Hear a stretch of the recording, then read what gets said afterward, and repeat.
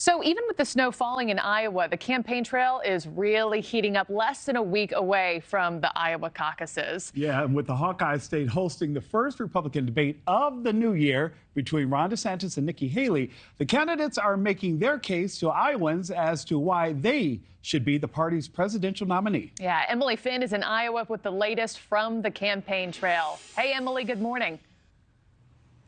Hey, Markie, good morning to you. Well, it is a very chilly, snowy morning here in Des Moines. I got about 6 layers on right now, and I think we're going to have to layer up the rest of the week to stay warm because these temperatures are looking like they're going to stay frigid. It's actually forced some of the GOP presidential candidates to cancel some events here in Iowa due to the weather in this final stretch leading up to the Iowa caucuses. In fact, the National Weather Service says the Hawkeye State is under a winter storm warning, and we're expecting 6 to 12 inches of snow before tomorrow. We've already seen some flurries. The roads are pretty bad this morning already. Meteorologists are also predicting a polar vortex in the days leading up to the 15th. It will bring single-digit temperatures and even below zero temperatures as well, which could influence lower voter turnout than anticipated. Iowa caucus goers say that both President Trump and Nikki Haley have already canceled events in Iowa because of the weather. At Haley's town hall event last night, one of her supporters didn't seem too worried about the winter storm, however, saying -0 temps is the same old song and dance for Iowans.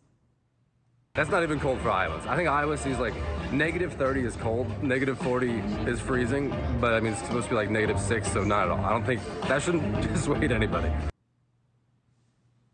But when it comes down to it, former President Trump still commands a massive lead here in Iowa. For the rest of the week, one of the biggest things that we'll be watching for is if these winter conditions will deter voters, especially the elderly, from showing up to the caucuses. Experts say Trump has the most to lose from low turnout because if his momentum lulls and he doesn't win in a blowout here, that could pose trouble for his campaign in the next in the nation primaries in New Hampshire and South Carolina, where Nikki Haley has been picking up steam. It's a big problem. It's a problem particularly for folks who live in outlying rural areas.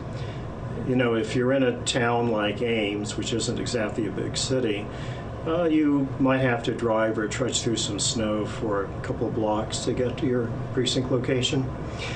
Rural areas might have to go 10 miles or more to a neighboring town, and some people don't live in a town to begin with, so they're really isolated. So this could be pretty historic here. I mean, extreme cold temperatures have not impacted the Iowa caucuses since 1972. And that year at the Des Moines airport, the temperatures reached -4 degrees. So we may be on track for record-breaking temperatures this time around. Nick and Markie. Thank you for watching. Go to newsnationnow.com to find News Nation on your television provider. And don't forget to click the red subscribe button below to get more of News Nation's fact-driven, unbiased coverage.